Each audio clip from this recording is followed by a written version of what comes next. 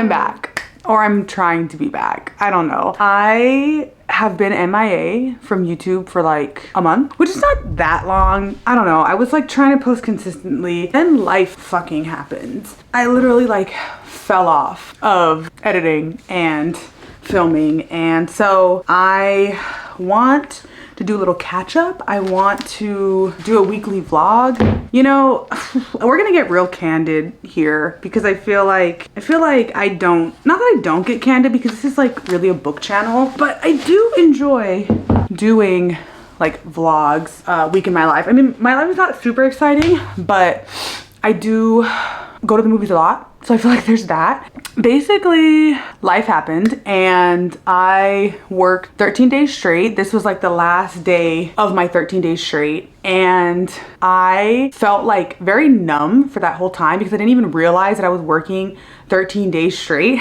until I was like looking at my Google Calendar because I'm still using my Google Calendar. And I looked and I was like, oh yeah, I worked 10 days. And then I was like, oh wait, like the last day I had off was the day I went to see Usher, which was like 2 weeks ago. And I feel like that's kind of when things started to take a turn. So I'm starting therapy tomorrow. I mean, I started like a week or 2 weeks ago, but that was just like an intake session. So I was just basically like talking to the therapist about like why I wanted to go back to therapy.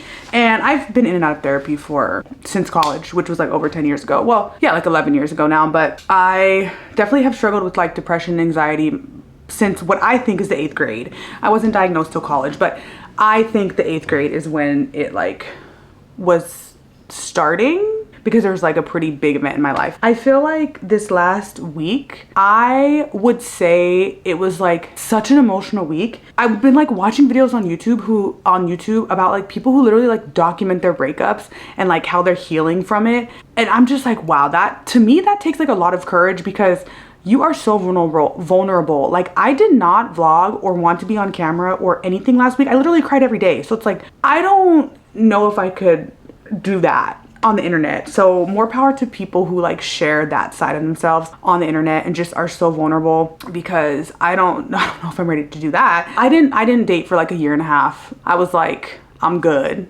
I finally let someone in, like a crazy person.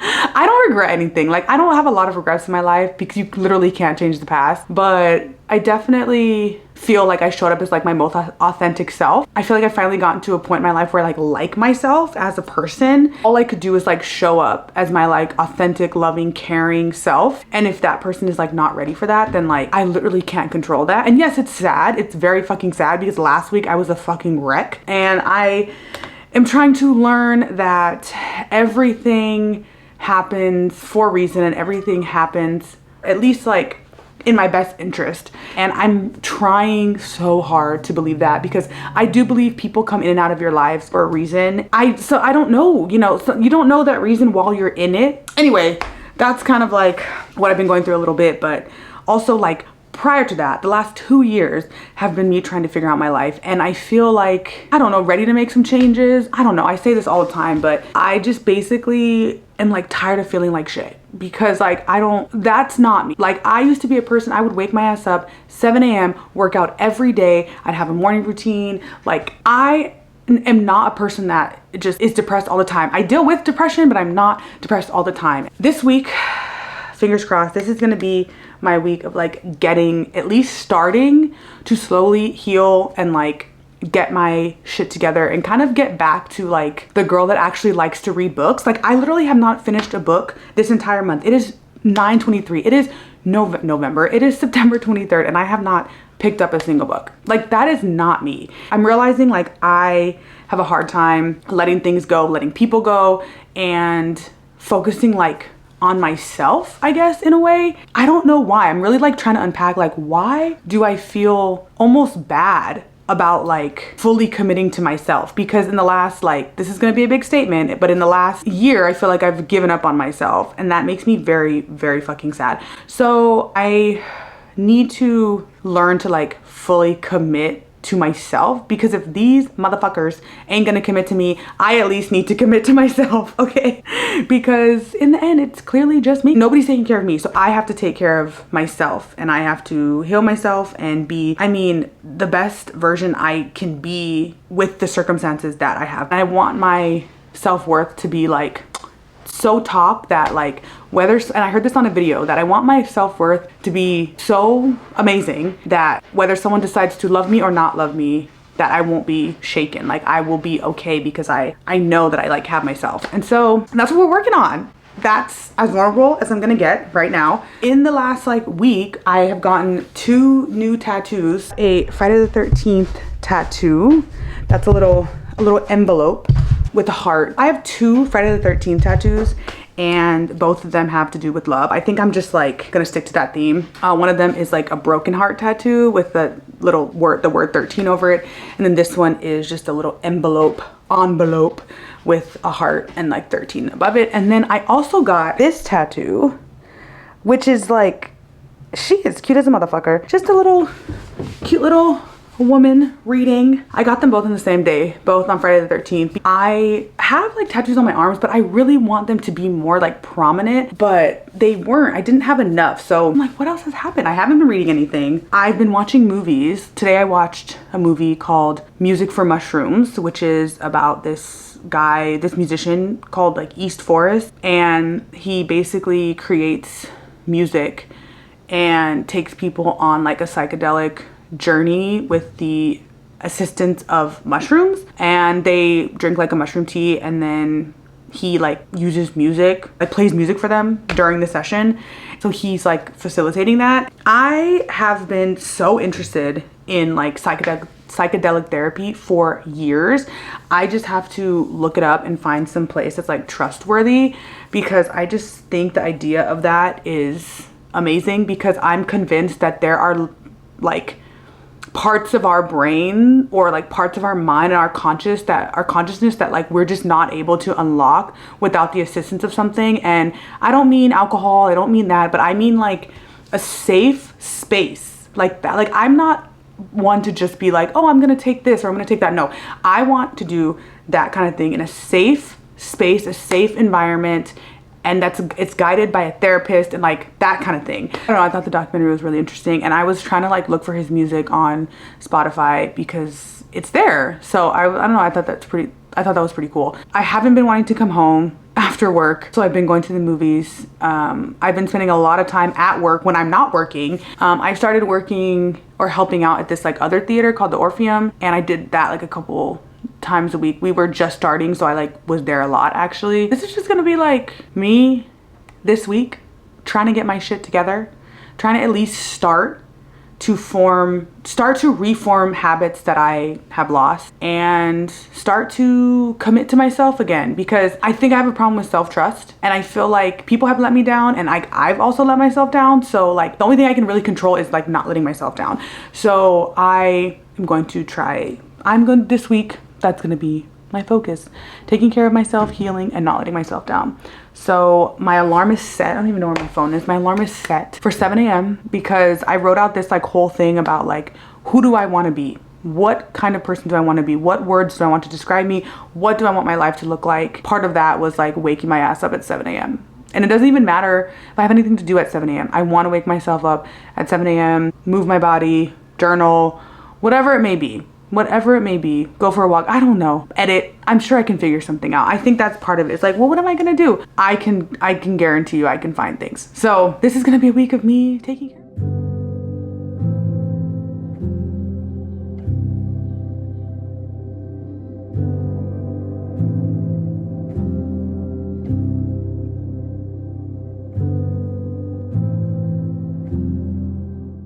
I'm up, so tired. It's 7 a.m. and I realized my alarm was like over there. My phone was over on the table because I just like wasn't really on it when I got home. I like barely heard my alarm. It was like the faintest hint of sound. I was like, is that my alarm?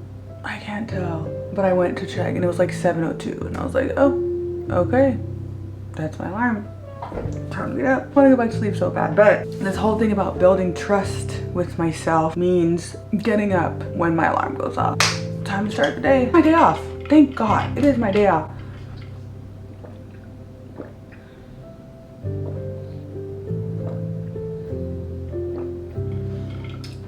My morning has to start out with music. Like it's almost like a non-negotiable, but I have very specific music that I like to play. And I have a playlist called Feel Good Music. I've been listening to Miley's Bangers album, and like, I'm sorry, it's a fucking banger. Like I hate saying that's a banger. It's great. I love that album by her. But I'm gonna listen to Feel Good Music this morning. I don't even know what song I want. Sometimes I just hit shuffle and let the universe decide. I've been listening to IDGAF by Dua Lipa. My inner rage. It lets out my inner rage. I love it.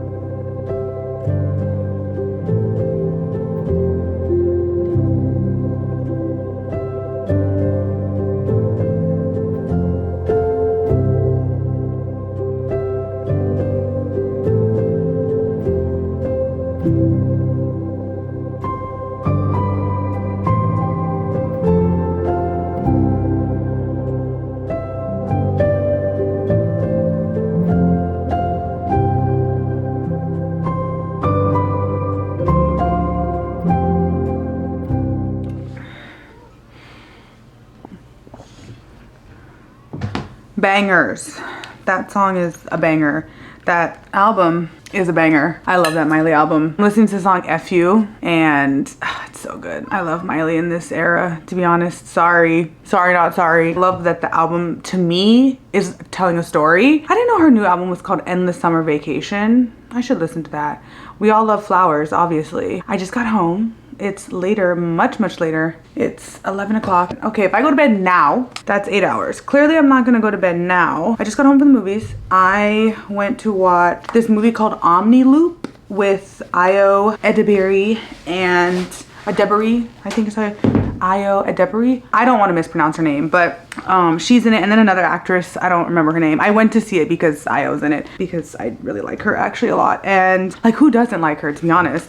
She's so charming. What are they saying, that she's like the new Julia Roberts or something? Like, there's photos of them comparing like them with like when she has her hair. They both have their hair and the smile, and it's very cute. It's like a sci-fi movie where this woman is basically like repeating like the same week over and over again when she gets like a diagnosis that she has a black hole growing like in the middle of her lungs. And I'm like, interesting concept. I love a good time travel narrative, to be honest. And I feel like that one it was cute. Like she was cute. Basically, it's like reliving the same week. And so she runs into Ayo during one of those days. They spark up a conversation, and like Ayo is saying that she's like studying time, is what she says. And the main actress wants Ayo to kind of like help her solve this whole thing that she's been experiencing. It just makes me want to read books about time travel, and I've been wanting to do a reading vlog where I just read books about time travel. I have a couple on my shelf. And then I watched The Warriors for the first time. There's a song that I listened to called Crowd Control by Flostradamus, and it samples the voice of Cyrus in the movie, the guy that's saying like,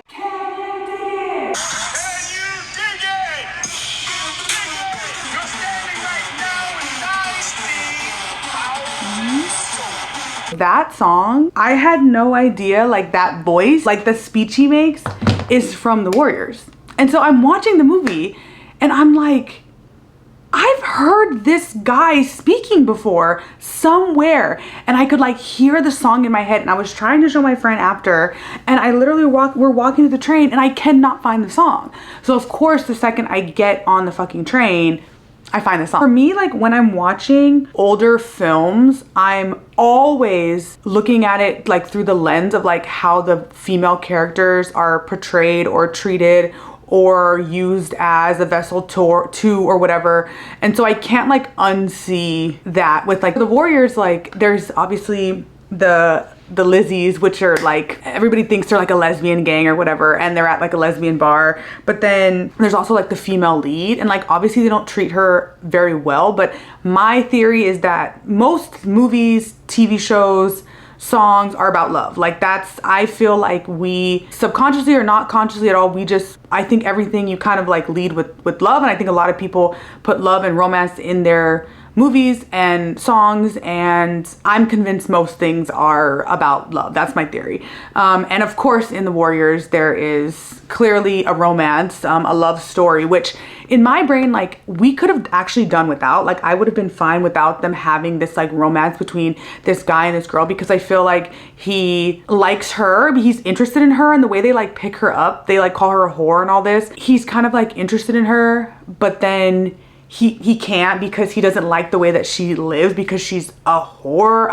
And then obviously like they end up together, and she's like, I like to travel too. So, you know, it's just so simple. But then the character, one of the characters, there's another woman that's like sitting alone in the park, and he's like, oh, I'm gonna go, like it's free. Like she's there and it's free. I'm like, what the fuck are you talking about? It's free? It's like those kind of things. I'm just like, what? I mean, she got his ass in the end because his downfall was being a fucking douchebag, but it's just interesting the way that like the female characters are portrayed in like older film. But then like there's the scene where like they're on the train and they're like sitting across from like the two couples, the class, you could tell the class divide, like they're just regular, like going to school, they're going to prom, whatever. And then like they're sitting across from Swan and the girl, I don't even know her name, that's so sad, sitting across from them, and like she starts to fix her hair and he tells her like, no, don't do that, or basically like pulls her hand down. And I do love that part because it's like, no, you don't need to conform or try and make yourself better for these like upper class people. And I thought that was like the sweetest part between them. The movie is not about love, but it's like they're literally kind of protecting her in a way like the whole time. She just kind of joins their gang and she's with them like the whole time, as much as he's like fighting his feelings for her because he met her in one night. I don't know, I you know, at the end they're literally walking on the beach holding hands. So everything is just driven by love, and I'm okay with that. Tomorrow is Tuesday. It's Sally Rooney Day. It's Sally Rooney Day because she's coming out with a new book, and I've decided I am going to get it tomorrow. It's 7 a.m. Well, actually I don't even know what time it is. It's 7:16. It definitely took me a second to get out of bed this morning. I think it would help me figure out, like, it would help me get up if I figured out a why I'm doing this, you know? Because like, to me 7 a.m. is like not that early, but I feel like there's something, I think I'm trying to get back to during the pandemic. I don't know if we really want to go back to the pandemic, but honestly, like during that time, like, I mean, I didn't have a job or anything because I lost my job due to the pandemic, obviously, both of them. I was waking up every day, 7 a.m. easily. No stress, no muss, no fuss, 7 a.m. Not tired. And I know why, because I didn't have anywhere to be at night. Yeah, I would wash my dishes, I would work out every day. Like, I feel like I'm trying to get back to that person that like had a routine and like was a little bit more hopeful, I guess, and had a reason why they were like, I don't even know if I had a reason why. I think I started to feel guilty about just sitting around on the couch all day during the pandemic. It just kind of like, well, this is what we're doing. And so I was like, okay, I'm gonna get up every day and do this, and I'm gonna like give myself things to do. But I did wake up this morning and I was kind of like, okay, it's 7 a.m. I don't even feel like I went to bed that late. I went to bed at like, I probably like closer to 12, after 12, because I like journaled and all that. But I think also, yeah, I've heard that saying of like waking up early, like your morning starts the night before. So it's true. Like if I'm going to bed after 12, like 7 a.m. is not gonna be, I don't really think, viable for like my body, because like not getting that much sleep, the whole point is to wake up feeling rested, because I can't, like, the more tired I feel in the morning, the less I'm gonna want to work out or anything like that. And I feel like the more rested I am, then I'll have the energy to like propel me at least through the morning, because right now I'm tired. And it sucks because my job, my hours are all over the place. So like I work tonight, tomorrow night. Like I work nights this whole week, which means I'm not gonna get home till after 12 probably, or maybe like, yeah, closer to 12, even if I leave the job at like 11 or so, because of the trains. The trains at night, they just have a mind of their own. I need to really think about my why. Like, why do I want to wake up at 7 a.m.? What do I want to accomplish? Why do I want to wake up at 7 a.m. every day? I think that's like, that's what we need to determine, the why.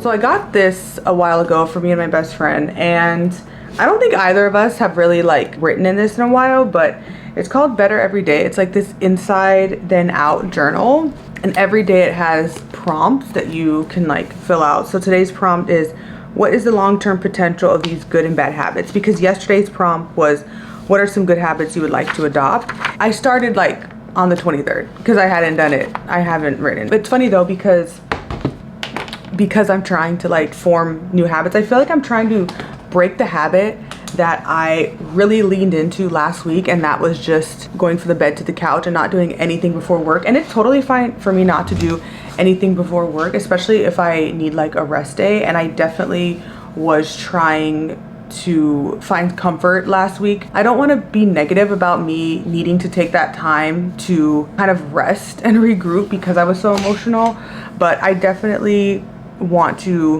work on moving my life forward. And so again, I'm going to continue thinking about like the whys of why the hell I'm waking up at 7 a.m. It is nice outside, like it's nice and sunny. Seasonal depression is also a real thing. I have a happy light that like helps when it's really dark when I wake up.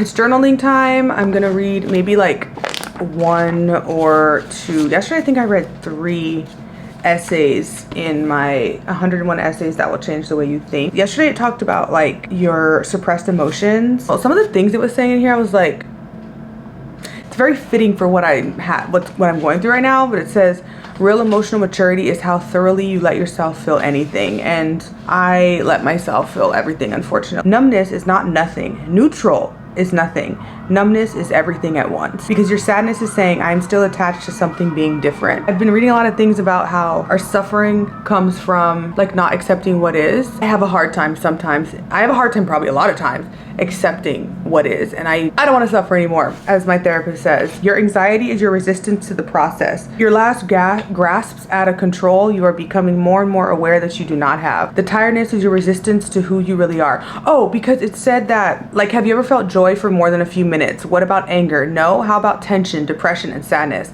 Those have lasted longer, haven't they? Weeks and months and years at a time, right? That's because those aren't feelings, those are symptoms. And I never really thought about your emotions as symptoms, but it says like your tiredness is your resistance to who you really are, the person you actually want to be. Your annoyance is your repressed anger. Your depression, biological factors aside, of course, is everything coming to the surface and you bellowing down to stow it away. And trying to change how you feel is like finding a road sign that points in the opposite direction of where you are intending to go and getting out to try and turn the sign rather than your course of action. So it's not about changing how you feel, it's about listening, not accepting what they appear to mean. That's important, but really following your instincts down to what they are trying to signal. They are how you communicate with yourself. So no repressed feelings, guys. That's the goal. Try and let yourself feel. I know it sucks. Trust me, I know. I let myself feel a lot of things and it's not fun. Okay, essays, journaling really quickly, and then we shall work out. Once the pre-workout is like here, there's no going back. So sometimes I'm like so reluctant to drink the pre-workout because I'm like, all right, here we go. So today's essay is breaking your upper limit and how people hold themselves back from real happiness. I think about this all the time because I remember when I was younger, I would always say, I just want to be happy. I just want to be happy. And I realized happiness is just a feeling, just like sadness, anxiety. They're all just feelings. But this essay talks about how we have like this upper limit of like how much we'll allow ourselves to truly be happy, because we either want to be comfortable or whatever it is that's like familiar to us. It says like most people don't want to be happy, which is why they aren't. And it talks about how happiness is a choice. And I feel like outside of any kind of like maybe circumstantial things, like neurological things like depression or anxiety or anything like that, it's more than a choice, that's for sure. But I do feel like there is something in self-sabotage. And I have been a victim of self-sabotage, that's for sure. The reason we don't allow these shifts to become baselines is because of the upper limit. As soon as our circumstances extend beyond the amount of happiness we're accustomed to and comfortable feeling, we consciously begin to self-sabotage. I remember there was a time in my life when I was like what I would call filled with love, and I would like be super supportive of other people's love, my self-love, like all of that. And I'm determined to get back there because I just felt so, I almost felt light. And I haven't experienced that in a long time, 3 years. And like, it's my goal to do that. I want to allow myself to be happy, and I'll try. In and outside of the workout. So grab your dumbbells and your water.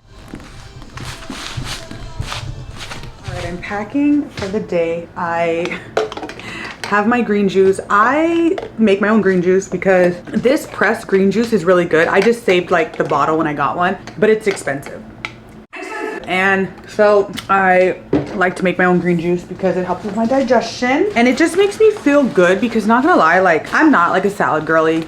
I never have been. So for me to like get in my greens every day is actually like pretty hard because I just don't love vegetables.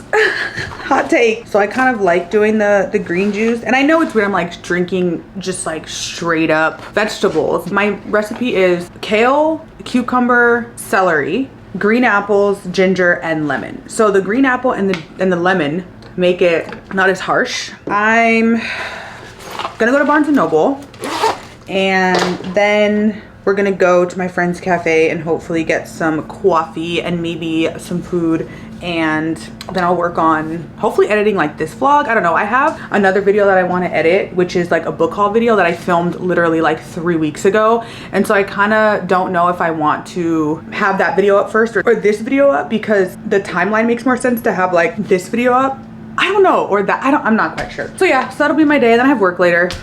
Back to work.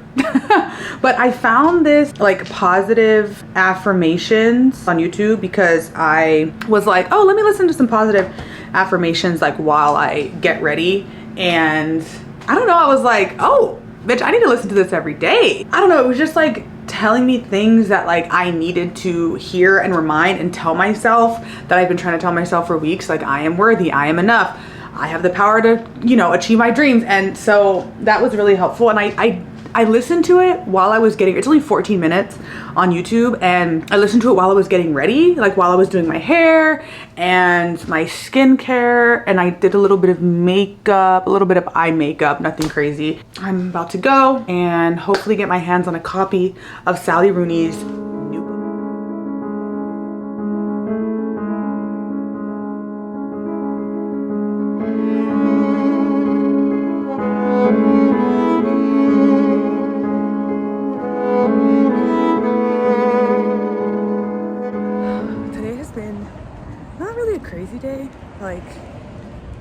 Oh my god, my phone is cracked, so right over the camera, so you definitely like cannot, there's like a light flare, a lens flare, which is so annoying. But I never like film on my camera like this anymore. My phone decided it just didn't want to work, and it didn't want to identify any data, so I literally like can't browse anything like the internet, or I can't go on any apps, or I can't go on YouTube. I can't go, basically I can't track train times. Okay, I literally was like, what is the point of my phone if I can't check when my train is gonna be here? Because like texting, calling, I could still do that, whatever, but like I literally can't check when the train is gonna come. And that's like one of the most important things I check every day. I spent like an hour or so at T-Mobile trying to get them to troubleshoot like what the hell was happening, and nothing. They couldn't figure it out. So I called Apple, because apparently there's a 24-hour Apple store on 5th Avenue. And so I called them, and the lady was like, because the T-Mobile people were like, you need to call technical support. So I called Apple, and I was like, are y'all technical support, or is that like a T-Mobile thing? And she was like, no, yeah, we would be technical support. And she's like, they can try and like diagnostic your phone, like over the phone. And so she was like, usually your data not working. This is crazy visuals, like the light. What the fuck? She's like, your data not working. Like they can usually figure that out over the phone. I'm about to be home, and I'm gonna call them like as soon as I sit down, because I'm tired, and I'm gonna see if they can fix my problem.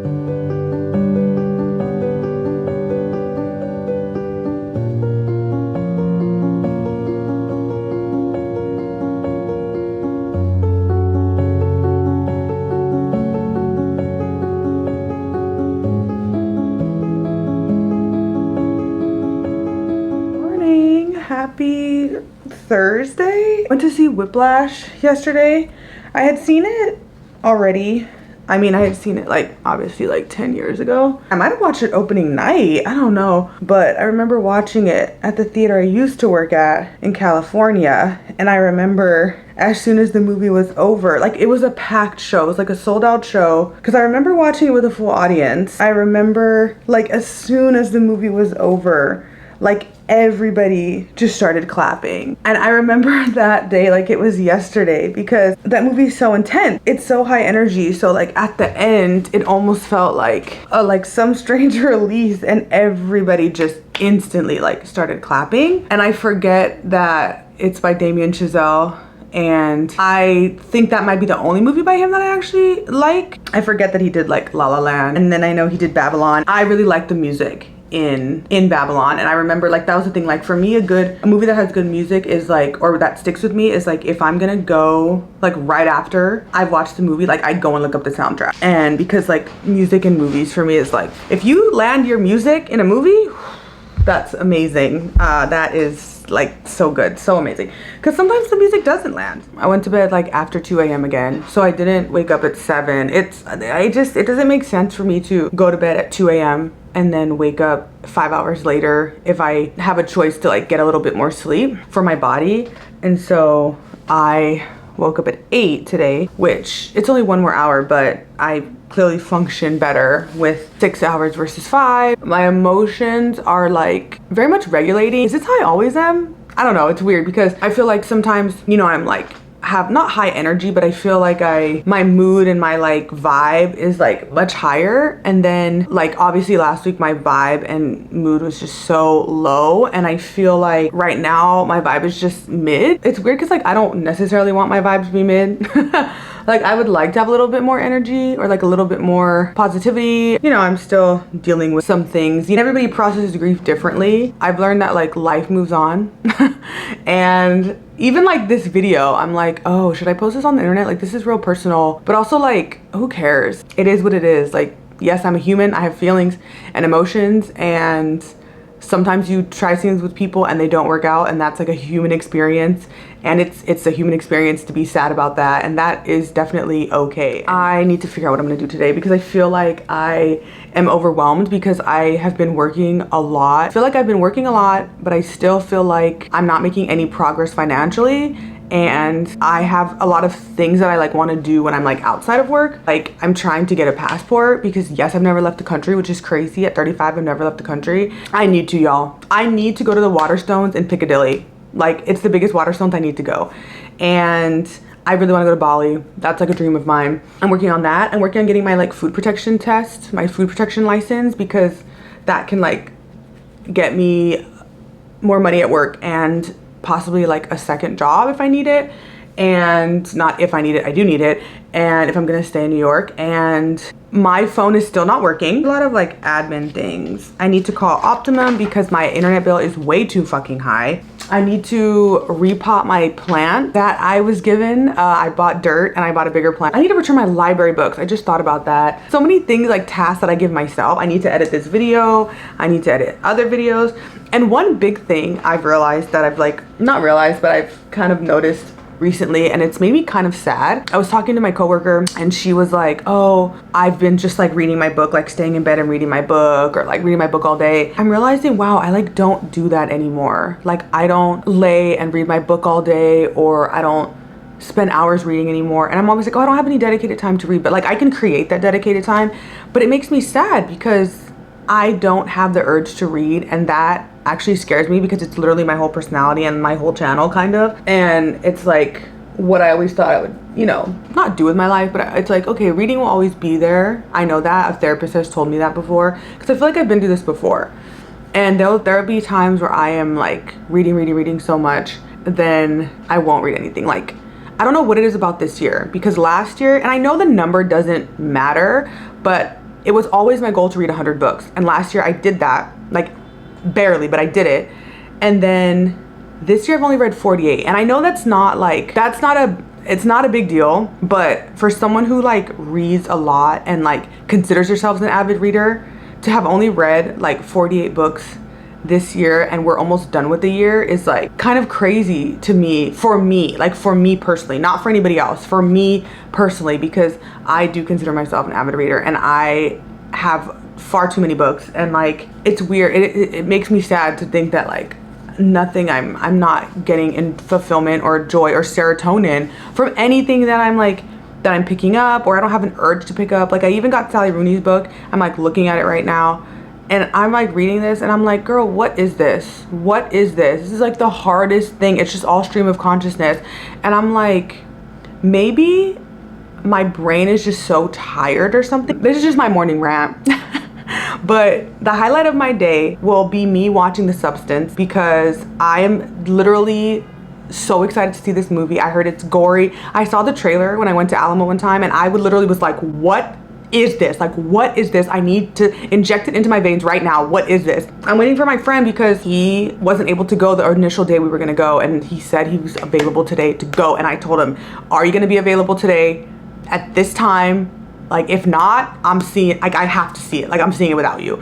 And he's like, no, I'll be available. And I'm like, okay, I'm gonna be there. So hopefully, fingers crossed that comes to fruition. If anyone has any good books to get them back into reading out of a reading slump, please let me know. I feel like maybe I just need, my brain tells me it's like, maybe I just need to read a romance, because a romance is like, can be light and fluffy, and or even maybe a thriller. That might be good, because that'll like keep me engaged. This has been such a long, rambling, talking Thursday morning session. This is just talks with Sheree, apparently. Quote of the day. There has to be a quote of the day. It says, if you're wondering what you should do with your life, it's likely that you're in the limbo between realizing you don't want what you once did and giving yourself permission to want what you want now. That is exactly how I feel. I moved to New York with a plan. Well, not really, because I didn't have a job or an apartment, but I moved to New York with an idea of what I wanted to do, what I wanted to get into, and that was publishing. And I did that. And then for the last 2 years, I have not done that. I haven't worked in publishing in 2 years. That version of myself, of the Sheree that wanted to work in publishing, that was like super determined, 2 internships, 2 jobs and an internship at the same time,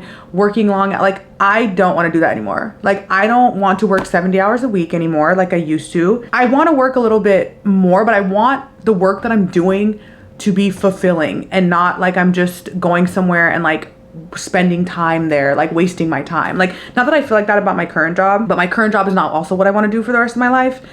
I like it, but I want to be involved with it in a different capacity. And I think I'm having a hard time letting go of like that version of Sheree that like moved to New York 6 years ago at this point.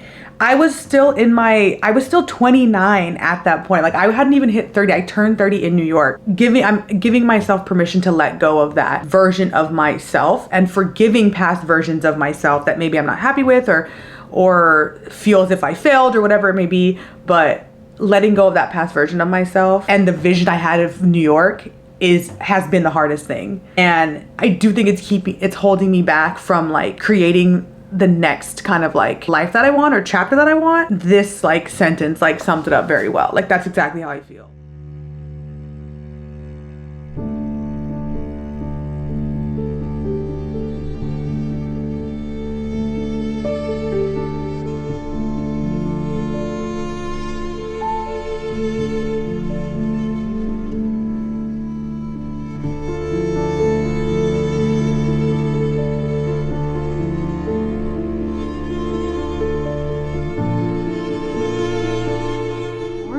Good morning. I'm literally using my headphones like a headband. Fresh morning hair.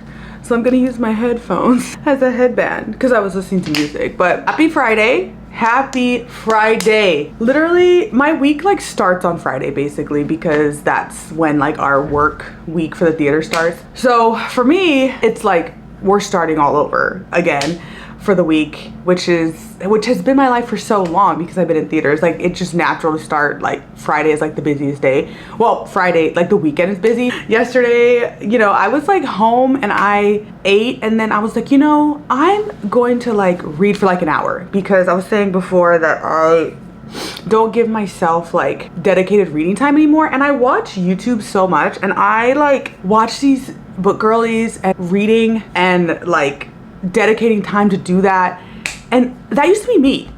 Like that was me before I started booktube. That was me like that was me during the pandemic. That was me like when I lived in California, and that girl feels so far. Like there's a part of me that almost feels guilty sometimes for like just sitting around reading. It's very weird. I don't know what the fuck is going on in my brain. I feel like if I were to read a like cute little romance novel, I would just be like a salty bitch or something, and I don't want that. I don't want to feel like that while I'm reading my romance novels. I want to feel like, oh my god, this is the cutest fucking thing ever, but I don't feel like that right now. I also went to McNally Jackson last night and got 2 other thrillers. I got The Angel Maker by Alex North, which I've heard his other books are good, but I haven't read his other books. And then I saw this one. It's called The Tokyo Zodiac Murders. Oh, a Guardian Top 10 Locked Room Mystery. I'm about to read my essays for the day and drink my pre-workout. I'm on 8 cognitive biases that are creating the way you experience your life. So I feel like that'll be good. And then 17 is what emotionally strong people do not do. Probably read 3. And 18 is 10 key things we misunderstand about emotion. I also watched The Substance last night. I feel like I have a lot of thought watching that movie as like a woman in her 30s. So I'm at the age between Margaret Qualley's character, because she's obviously in her 20s, and Demi Moore's character, which she's like, I think maybe in her 50s, or 50. And to be honest, I thought Demi like did fucking great in that movie. I was like, I forgot this bitch was an actress, okay? I need to go back and watch like her other movies. I really want to watch G.I. Jane. I don't know why, but I'm obsessed with women like having to like shaving their head. So I think that's awesome. And I really liked her in the movie. I've seen multiple movies with Margaret Qualley and I haven't liked really any of them. I have a little bit of bias towards her because I'm like, I have not liked any of your films. So there's that. There's a flyer in the movie and they're looking for girls that are 18 to 30. And I'm like, clearly after 30, we know that women are just ignored. Also, Demi looked fucking great. Like at the beginning of the movie, I'm like, I was like, I forgot she looked so good. And I know maybe she's had some things, whatever, it doesn't matter. Like she looked great. And I was like, you're telling this woman that she's not beautiful and not the it girl? You're telling Demi that? That was, I had to really be like, no, this is fictional. This is clearly satire. Like, I was like, no. And obviously, all the men in the movie, every single man in that film was a little bit disgusting, honestly. So that was an interesting take. And I did like that they lean into the horror a lot and the body gore and the body horror. Like, I appreciate that. I kind of love body horror. It's like, it's cringe, but it's like cringe in the best way because it's gross. I don't mind blood or guts or anything like that. I wasn't sure how I felt about the movie, but it's almost like I can't not give it 5 stars. Like I can't not give it 5 stars just because of like just the grandiosity of like the film itself and like how much it leans into horror and this and that. Like it's very on the nose. Like the message is not lost. I don't think women are judged for aging and the horrors that like are basically like put on us when we start to age and how we just we're just replaceable as we like start to age. Replace this with a younger person. And it's crazy because all the men, like I said, in that movie were older. Well, there were some younger men and they were all like young and beautiful, and like the older men all looked disgusting, but they were still in positions of power.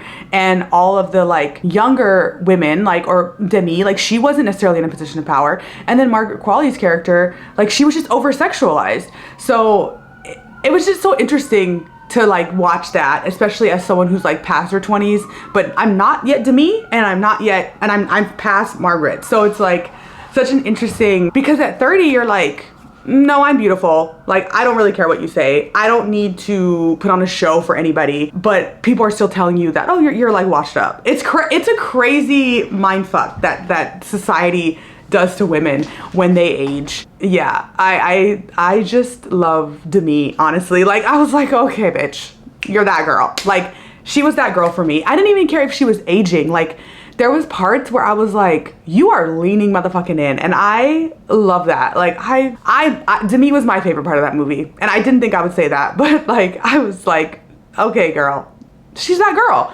And it's crazy because she's supposed to be the one that's like the old, old and this and that. And I'm like, no, she's that girl. I liked reading the letterbox reviews, obviously. It's like one of my favorite things to do after